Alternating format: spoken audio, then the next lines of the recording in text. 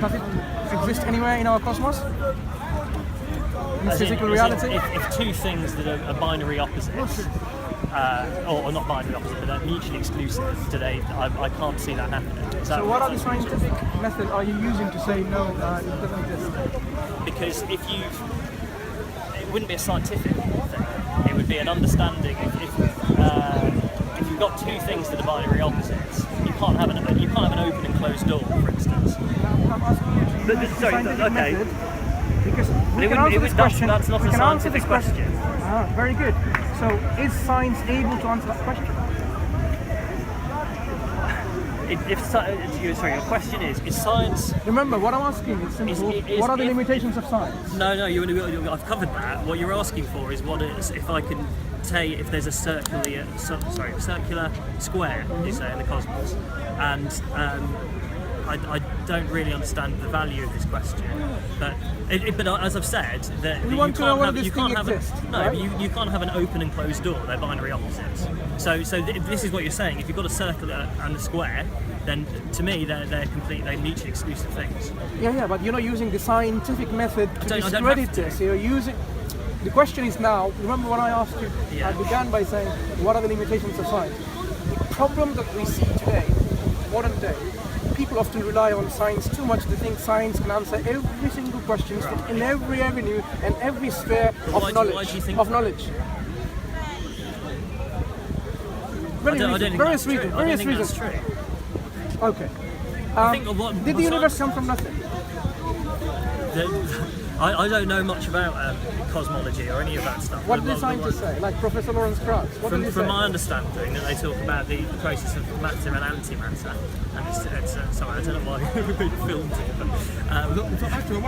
but why do we have a book called The Universe from Nothing? Lectures and conferences by Professor Lawrence Krauss, for example. Yeah. Very esteemed scholar. What is he trying to say? Ask the layperson. Yeah, the universe came from nothing. Because they've heard your scholar, our scholar, Professor Lawrence Krauss, is saying the universe came from nothing. Sure. But is this a scientific conclusion? Obviously not, because he explains it in his book. Nothing is actually something. So the universe didn't come from. So he's using. I think you need to go into maybe be a bit specific about that, because the something and nothing, they refer to the term as antimatter, because there are the point that you're making is that there are gaps in science in relation to this cosmology. But the thought process is that we have to use the term antimatter because it's an understanding of people can't comprehend the idea that things have come from nothing. Right? So the term antimatter is to help them. And the matter antimatter. They don't talk about antimatter and matter in this case here. They talk about something else where there are fluctuations and so on, how things pop into existence.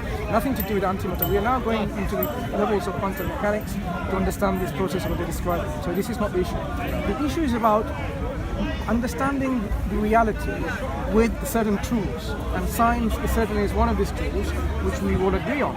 But the problem is when we see people misuse science or misapply this tool to extend to every avenue of knowledge and say yes, science is going to be the ultimate decipher of the truth, which is not the case. Science. I agree with you, not necessarily, but I don't understand why you have that viewpoint. I don't understand. I don't know who said this to you. Well, this is what people are discussing. I don't agree. You know, when you're discussing religion, when you're discussing things about this morality, somehow people bring science in. You think, okay, you know, we have to use science to somehow answer this question. Obviously, how does question of morality being answered by science? How does altruism, the sense of beauty, being answered by a science? It's not necessarily science, but you can use a scientific. So you can use a scientific method by using control groups. You can test people, and you can see how that same scientific approach can be used in morality. There are thousands of let me give you one example. Say a particular woman, for example, your wife. You think she's the most beautiful wife. Now, how can we test this scientifically? You do control experiments, and you find out that she's the most beautiful, but she may not be beautiful compared to other people. In reality, that's exactly a point that science wouldn't need to progress.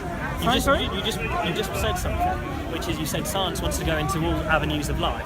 Why would science ever want to work out if objectively your wife is more attractive than somebody else's? So now when we agreeing both then that okay, science has its limitations in its application. No, where I'm disagreeing with you, I do agree that it does have its limitations. What I'm disagreeing with you about is that you said that science wants to give an explanation for everything, and we've both come up with an example. Not science. People think. Lots of people. Well then, I would agree with you that to think that science will answer everything is naive. That's absolutely clear, and we agree on that, and I guess it's very clear understanding. It's just but when it comes I to think mass... you and I differ is that to pose an alternative religious viewpoint, I don't think is a suitable response to that. I don't quite follow. Let's say we want to understand the reality, our universe, our cosmos.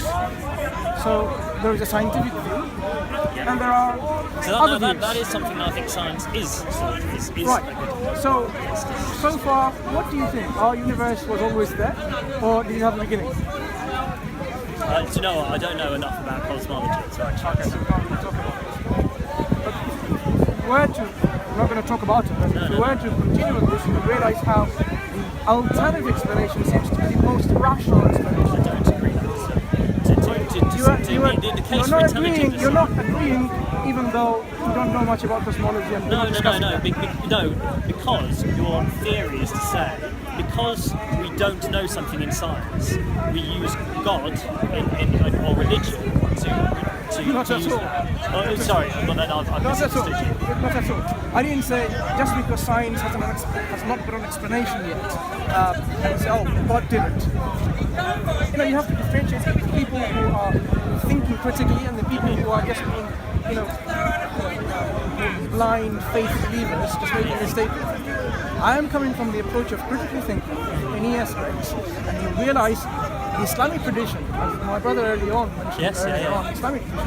In fact, the scientific methodology, if it wasn't developed by the Muslims, I'm wondering who did. Because the Muslims initially were the pioneers to develop the scientific methodology, and then that came to the world and Europe. When it comes to the beginning of our universe, where it came about and so on, which unfortunately we can't talk about any further, I would say definitely, if we were to discuss this, and maybe in the future we will see that the discussion does proceed, the alternative explanation than the scientific explanation is more rational and makes more sense. And this is what I tend to do here in Speakerscorner, and a lot of people discuss this.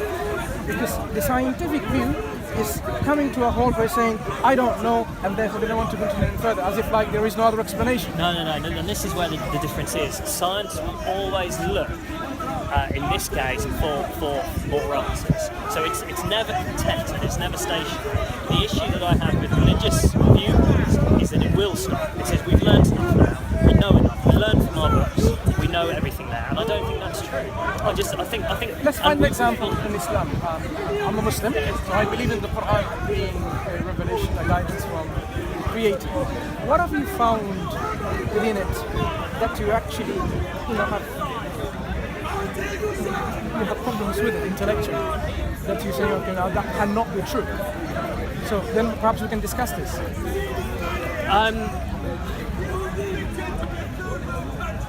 More interestingly, from what I've read in the Quran, it's the moral aspects. Of your friends earlier discussed. It says the Quran is a word from God, and there is no contradictories in the Quran. And for me, the issue that I was speaking to this gentleman here earlier about was, I think there are contradictories in the Quran, or contradictions in the Quran. One of which being the idea that you shouldn't hurt anybody at all, without just cause, and yet the people of Ad and Thamud were destroyed by Allah. And this is something that I found very, very difficult to comprehend. These people. And our friend as well earlier, he said, as a Muslim, he said, I believe in a moral objectivity. So there are no circumstances where you could hurt a child, for instance. But then to me, there must have been children in Ad and Thamud who were destroyed by Allah. Okay, so let's look at these two concepts. So let's start with the first one. You're not allowed to hurt anybody. Is that what you said? No, I was quoting. I might have quoted this wrong, but the speaker over there, he said it is wrong to hurt, it says wrong to kill anybody without just cause. And I'm paraphrasing. Right. So it is wrong to kill anybody. Killing by who? People or by someone else? Who are the agents? The agents. Well, this was it. It says. Well, let's discuss this, okay. Because you somehow think there is a conflict between these two things. So let's see whether there are a real conflict within them. So you should not kill anyone unless it's be a just cause, like in the eyes of the law. Say, for example, if someone has committed murder, one of the options is the killer has to face the penalty of being killed in return. By the law, of the law. So this is a just cause because you've committed, violated another person's right, you've killed them.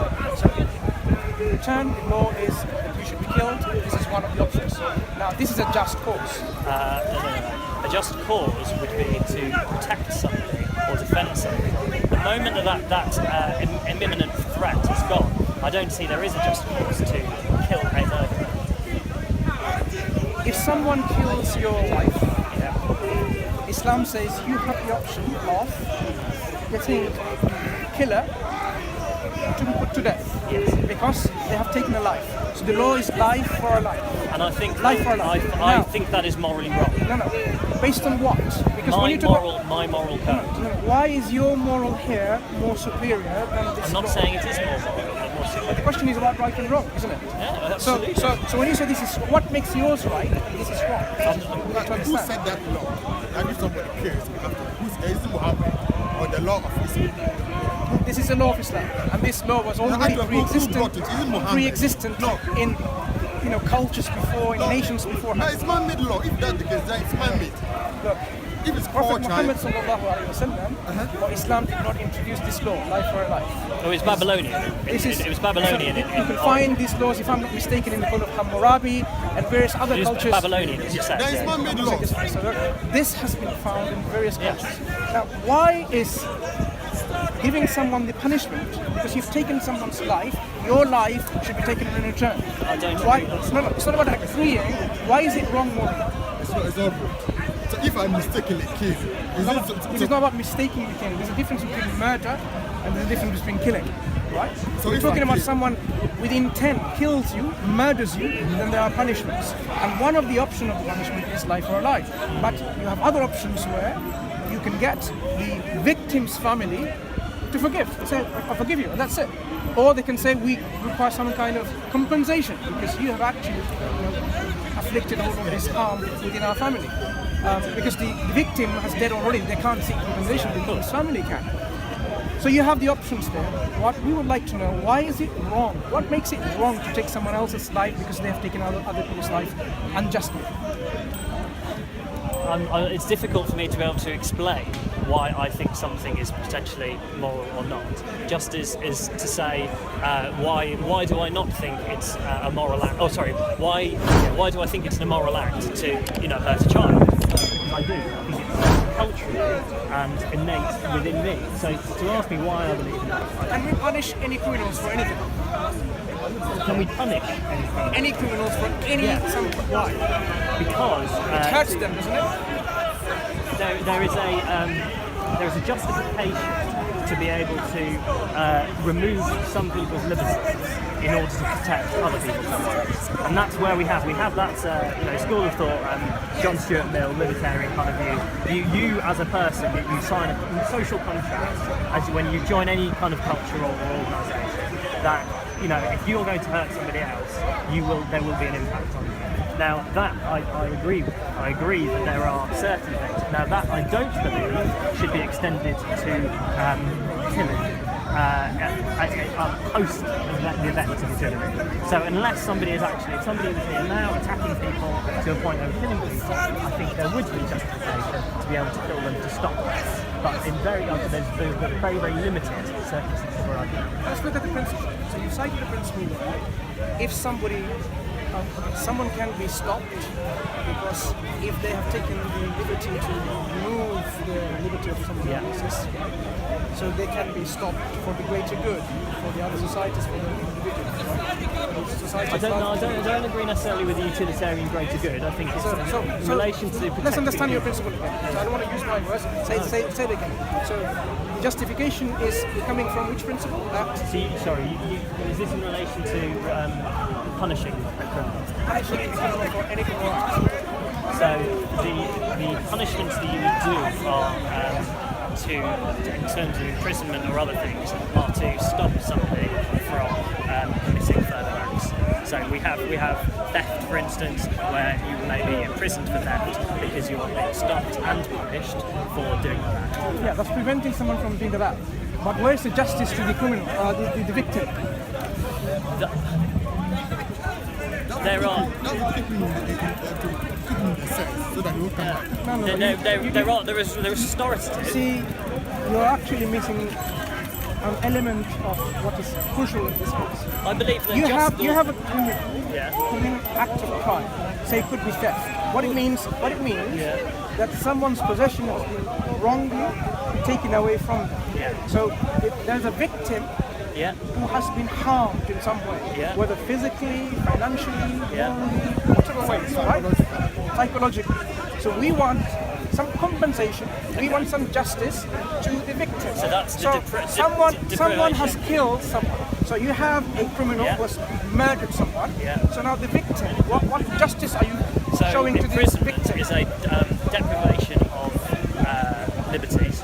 So you can't be free to do certain things. No, that's preventing from further harm. No. It's the punishment as part of it, and you can read this on the NOMS, which is National Offender Management Service. They deal with prisons.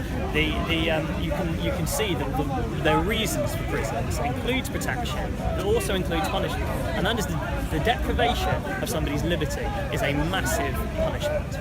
Just as so, if I can't do what I want to do because I'm in prison, that is punishment.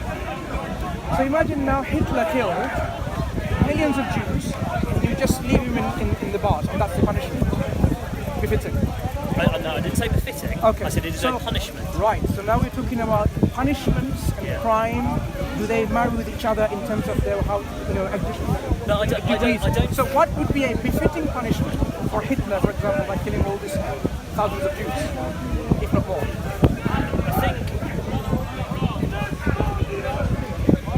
I think that you're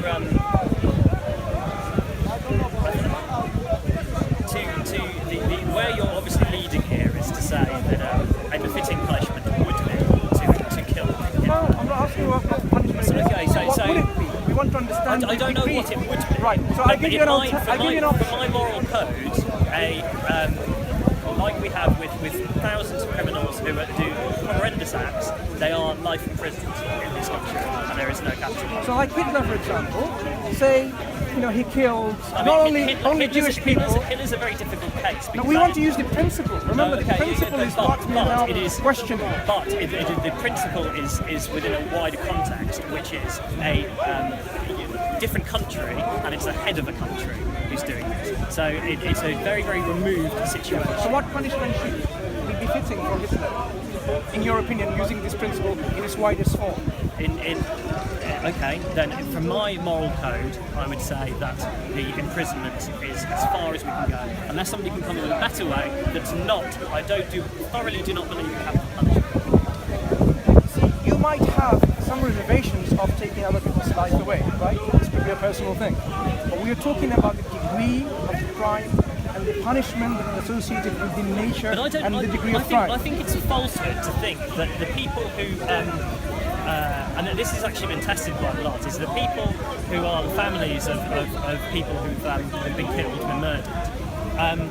There's this belief that all these people want, they want the revenge, they want that justice in the killing, but that's not true. The research shows that there is not that objective view. People want that. A lot of the time, the families just want to be away from it and don't want to. Very false research, because we have When 7/7 happened, you had a lot of people who wanted the people to be killed because they could not take it. So you cannot just bring an isolated research saying, Okay, don't refer to it as isolated. If you want to, I would say if you want to debunk it, do your research. We can do, but as I can see, it's obvious clearly because different cultures have different kind of feelings. This will be a very faulty conclusion from a research that is done maybe a particular group of people. It's worth looking into, but as I said, I find it very illogical to actually say this is universally acceptable, some kind of people's understanding. I've never said. So now let's come back again. Are you saying imprisonment is the highest form of punishment one can give to a particular criminal? In my moral Not in your moral code. We're asking about punishment because there are degrees of crime. Like, for example, to give an example, someone steals a lollipop from the shop and someone kills thousands and thousands of people. Obviously, these two crimes are not the same. Right. So the punishment cannot be the same for them, right? So I'm asking you, comparatively speaking, when you understand the degrees of crime and associated punishment, what is the most, what would be the highest kind of punishment to a criminal? One of two things. One of them would be endless, continuous torture, and the other one would be death. So you do. I think those are two things that are higher, and both, in my viewpoint, are morally incomprehensible. But I can't condone the torture. So for the criminal, you do have an option that the highest form would be to kill that person. You have an option of that person, the criminal, should be killed. Sorry. And we're talking about punishment to the criminal. So when you want to impose the punishment, what kind of highest punishment do you think of? Greatest punishment inflicted on the criminal? Is it imprisonment, or can we get any harsher punishment? There's the potential for torture, ongoing, continuous torture, or death. There you go. So you do accept, using your principle, that yes, there can be a degree of punishment higher than imprisonment, which is death. Which you may not like personally, but this is nothing about your personal liking. For example, I may not like certain things, but it doesn't make that this is the most just thing. No, but you and I have never argued that there isn't the death penalty or there isn't torture. What I've always thought, we all know that the reason where I stand is that I think it's morally incomprehensible to torture someone, and the reason behind this you've claimed is that people deserve justice through that element, through that outlet, and I think that you can deliver punishment through deprivation of liberties as you do with imprisonment, but to overstep that mark into torture and but what you take the life of that person away, the killer, who has killed thousands and millions of people, why would that be an immoral act when it's a form of punishment? It would for me it would be justified if they were at that time killing people and you did that to stop them from killing them. But when they were posing a serious threat in the instant that they are. So as I quoted, if somebody running around here, for instance, hurting somebody. But I don't think that after the event to be able to come back and say, right, this is the punishment you're befitting, and it's to be executed. I don't think that's morally correct. What makes it morally wrong to take the life of a criminal who has killed thousands and millions of people? Well, take that bit at the end bit out of it. What is morally wrong about killing someone? No, No. Somebody. The question is about the degree of the crime. So we have a crime which is massacre of millions of people by one intentional criminal. Say a person killing, if you kill one person, if you kill two people, if you kill three people, you can go right back to that. So I gave you a practical scenario from history. What is more befitting, imprisonment or death of that criminal? It depends what you mean by befitting. Now you're not understanding what befitting is. No. I do understand what it means, but I understand what you... £5 penalty or €5. Penalty for Hitler is €5, or 1 week in imprisonment, or life imprisonment, or death. Several options. So is £5 euro? It wouldn't be an appropriate punishment why would €5 not be appropriate and befitting? Because of the scale of the... So now we're talking the scale. So, Yes, okay. so you understand the scale deserves a higher degree of punishment. Yeah. So now I give you life imprisonment and death. Which one is a higher degree of punishment? Death. So why would death not be befitting in this case? Because I think it's morally incomprehensible. Because there's a massive gap. Why is it morally incomprehensible here? Because right, you could say you can use the police of this land have to justify their actions, right? So if they are basically allowed to do things to the point they can justify. They can break into people's houses if they can justify it. They can do these things. So to me, you can't justify killing one person, even whatever the background of what they have done, for a corporate punishment. I don't think that is justified. And this is clearly where we differ. But I don't understand the reason or the principle that is based on that is giving you this kind of moral code and saying this is the most superior moral code when it comes to when it comes to me. No, when it comes to you. No, we've never denied that. It's not morally superior, right? You've said, what do I think is a worse punishment than imprisonment? And I've given you two examples. For you to then say, well, that's it then, I'm saying the only thing I would do in these cases is imprisonment, because it is a deprivation of liberties, and I don't think it is morally right for there to be a decision made in that to put somebody to death. And not only do I think that, but there is countless books. I'll quote, there's some really good articles, Christopher Hitchens and a number of other people who come out with very, very good, strong, positive remarks about why capital punishment is not useful. It's not about the question of being useful or not.